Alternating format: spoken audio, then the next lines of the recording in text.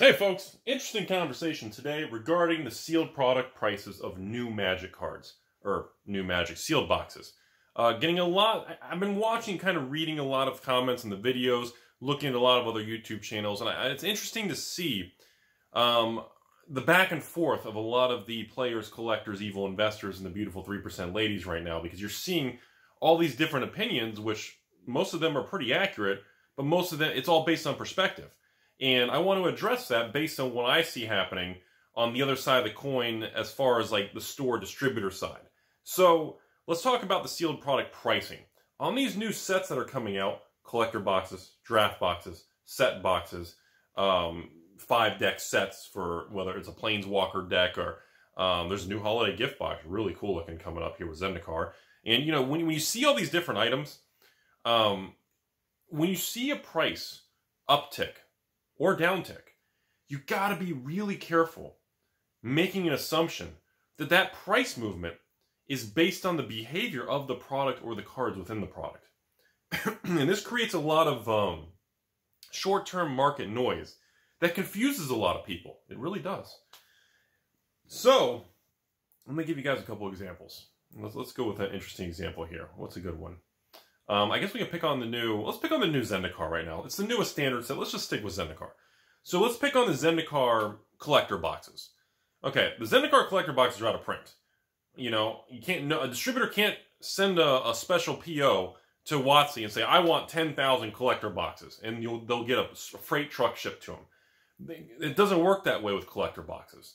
But on the other side of the coin, the last chunk of collector boxes are being released from stores who had them on hold for 30 days and didn't take them, didn't pay the bill, but the store didn't reopen from the virus environment, especially in certain chunks of the country, especially with like the New York, New Jersey area, which it was something that I had to deal with. So let's give you another example here. So if you're a patron, you're already aware of this. So I sold a bunch of more. I had a huge chunk of 2-3 pallets of Zendikar collector boxes shipped from New York, New Jersey, brought down to Florida. Essentially, unfortunately, a lot of these stores that had these reserved, I believe it's between 30 and 40 stores, some never reopened, some didn't want the product, some didn't pay the bill. So 1 or 2 distributors kind of had a location up there, and obviously they're getting hit harder in that particular chunk of the country because of the, you know, the virus situation, which is terrible. The products are sitting there.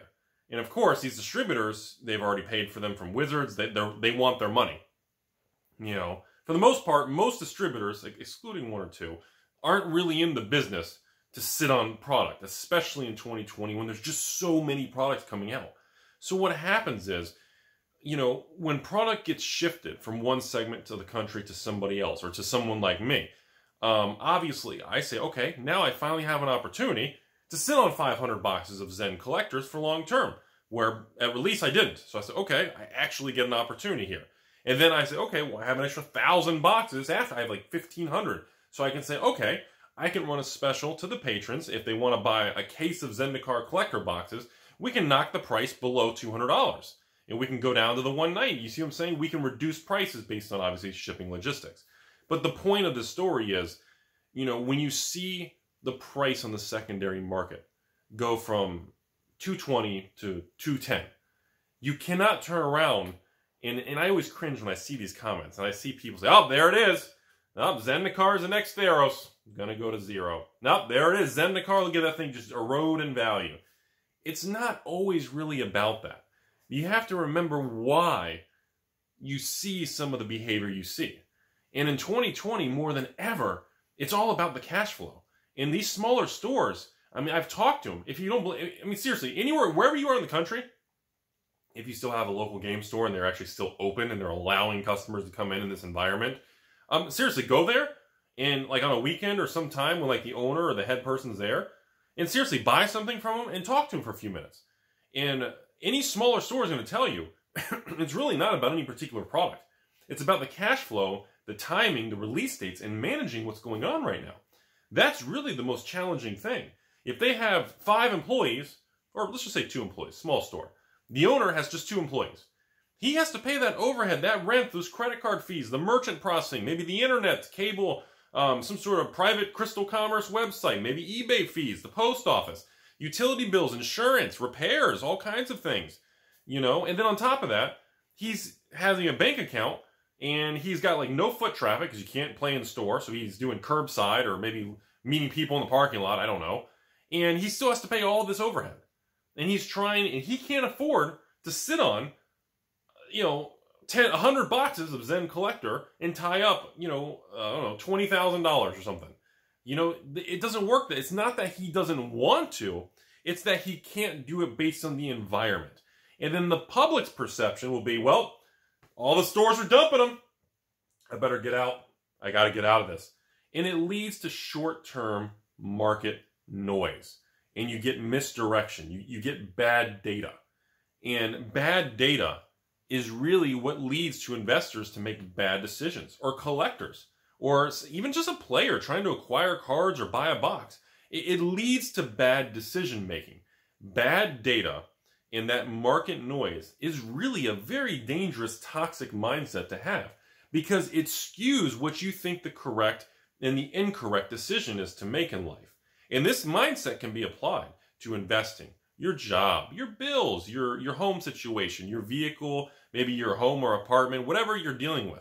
The same concept, you got to be careful with it, because you don't want to come to a conclusion from a situation that's really not good. It's going to lead you down a bad path, but you can't see it right now. You won't know until you get to the end of that path and you go, oh crap, can I go back? Can I go? And I see it all the time. Crap, Rudy, hey, long-time patron, sorry, man, I never bought Rivals of Ixalan from you. Yeah, no hard feelings. Very few, literally almost nobody did. It didn't sell worth crap. You know, I'm trying to go backwards now. Can I buy a case? I mean, yeah, but you're looking at over $100 a box. I can't get you them for $79 shipped anymore. Those days are gone. Do you see what I'm saying? You can point to all kinds of stuff, but the thing is, in the moment, it seems and feels like the right decision. But it's not. But in the future, when you go down that path and the smoke clears and you see the end of the road or the end of the story or the end of the book or the end of the chapter, and you turn around and you go, oh, crap. And those are the moments you really want to avoid. Those are the worst things. So applying this to the Zendikar collector box situation. Honestly, I just started doing box openings on the product. I like it. I think it's a good product. Although, I don't like how the box toppers, the expedition packs can't be foil. That grinds my gears. That's such a middle finger. It just irritates me. I get it now because they printed the same expedition box toppers and they put them in all the products, so they didn't have to print special ones and not. I get it, but it just grinds my gears. They should have at least had like 1 in 4 or 1 in 6 where you could get a foil. At least have a percentage. But you know, now that I've been opening these Zendikar collector boxes, I mean, I think it's a good product. And I have to admit, I'm going to jump over a little bit here. All I'm thinking now when I'm cracking these Zendikar collector boxes in the last few days, I just started finally because of this restock, which is the only reason I have the opportunity to do it. You know, when I see that, you know what I'm thinking, everyone? I'm thinking, wow, look at all these mythics in these collector boxes.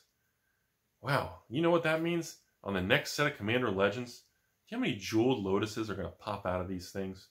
Do you know how many jeweled... You know, and I was thinking about that stuff. And, you know, I was like, you know, again, I feel so bad for some of the more amateur Magic people in the, you know, in the economy that are buying regular Mythic Jewel Lotuses for $150, $120, $110, $99. And I'm sure, I don't even know when this video is going to go live, but today is Halloween, October 31st. And I just want you guys to, whenever you watch this video, somebody out there comment what Jeweled Lotus on eBay, buy it now, sort by cheapest. What is the cheapest Jeweled Lotus right now? Non-foil, non-showcase. Is it still 120? My prediction, by the time this video goes live, Jeweled Lotus will already have dropped 30-40% from that 150. I think it'll already be dropped down to maybe $90 to $100. I'd like to see the comments if I got it right, or if it goes higher, or if it's lower than my 90 to 100, if it's in 70s or 80s. I'd be really curious when this video goes live how accurate I am on that. But see, that's a great example of when you make decisions based on emotion and hype and the online comments and media and message boards, how it can lead you to making bad financial decisions. Seriously. When in reality, you should really step back and say, okay, how do mythics in the past, how have they done in products like this? What normally happens from pre-order prices to regular? What's the probability of this one being different? Remember, this time is different, everybody. Always remember that. Sorry, I know, I'm poking fun at the Jeweled Lotus thing again. So, think about that. So, back to the Zendikar collector boxes. Then we're going to jump over to like Theros collectors and Throne of Eldraine. Then we'll wrap this video up. But, so what I'm getting at, the conclusion and moral of this video, everybody, is when you see a price inflate or deflate, no matter which way the price moves, do not jump to the conclusion that the price is going up because the box, something is happening with the particular product. And don't assume that if a box of XYZ goes down, don't assume it's because the product's failing. And you see that with a lot of short-term, more Timmy-like behavior where, and you know, and I usually, honestly, a lot of times I feel bad for those individuals because I can detect the emotion and the fear and the messages they send of, oh, Rudy, you know, I bought, I don't know, XYZ set for $300 a box, and now it's dropped down to $250, and I'm panicking. Should I sell and take the loss? And you see these things happen. And again, first of all, if you're planning on sitting on things and sealed product, and you see short-term market movements either go up or down, and that's affecting you, you're in the wrong business, my friend.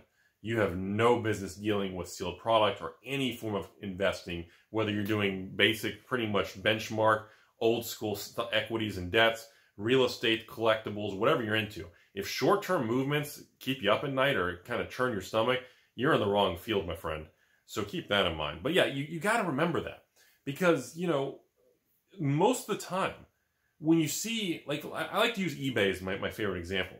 When you see a price of Zendikar collector boxes at $240, and then you see, you know, 5 or 6 stores selling them for between $235, $240, $245, $243, you know, kind of around each other. And I know there's plus taxes and everything, but so technically you can add $10, $15, but I'm just trying to keep it simple today, everybody. And then somebody comes in and says, I'm going to sell my Zendikar collector boxes for $180. And everyone goes, oh my God, the price is tanking. Oh my, you know, is it? Is it tanking? Or maybe you should step back and think, well, that store has probably got to pay a distributor next week because Commander Legends is coming out, or maybe a holiday promo or something's coming, and maybe Pokemon, or maybe a new Force of Will set, or maybe a new Flesh and Blood set, or maybe, you know, some product is coming down the pipeline, and they're looking at the bank account going, holy crap, I don't want to turn into another magicalgames.com website. I don't want to say the real name. You know what I'm saying. I don't want to turn into another one of these situations where everything explodes and everybody gets angry and I'm on the front page of Reddit and there's disputes everywhere. You know, you want to, as a manager and a store owner or a business owner, you got to be very careful of your cash flow and the situations and what's coming down for the next 30, 60 days. And, you know, so what happens in these scenarios is you have a store raising capital, even if they're selling a product they don't want to at a price they don't want to. They're raising capital to prepare for a bill or something coming. And then you have the public over here going, oh God, the end is near, the product's going to zero, whoa! And you have the product in the middle that had a short-term dip because people were unloading it. So you have these two different parties that are looking at the same thing, and they're seeing completely different results. So that's kind of the speech here, everybody, I wanted to really share. A couple other little tidbits in the collector boxes before we end today's video. I think, very interestingly, the Theros collector boxes, they've really flatlined and kind of been stable around that 170 to 190 before taxes. And I think that's an interesting one. You know, that's interesting. But keep in mind, I still want to let everybody know, the Throne of Eldraine collector's packs are still my #1 favorite. It's my personal thing. It's the very first set to ever have collector packs. And, you know, I don't have many of the sealed boxes, but I have a lot of the blister pack collector packs and those master cases. And I'm comfortable holding them. I've got a good amount now. I've been able to get a little extra just for myself after selling some of the patrons and put aside. And with Throne of Eldraine next to go out of print and everything, I'm very excited to see in the next 12, 20, especially, well, I guess 12, 24, I guess 24 months, once Throne rotates out and goes fully out of print and the market dries up, I'm really curious to see what happens to the first collector's box once it's out of print, because we don't have any data on that. We don't know how these products age. And I love Throne of Eldraine. I think Throne, being the original collector boxes and collector booster packs or blister packs, whatever form you have them in, I just think the fairy tale, the adventure. I just love this set. I think it's just, it reminds me of the Lauren Morningtide era of Magic, which is an amazing time of Magic. And I firmly believe in the future, Magic and people today are going to look back on Throne collector products. And if collector boxes do become a thing in the future that are sought after, I still feel that's going to be king right now.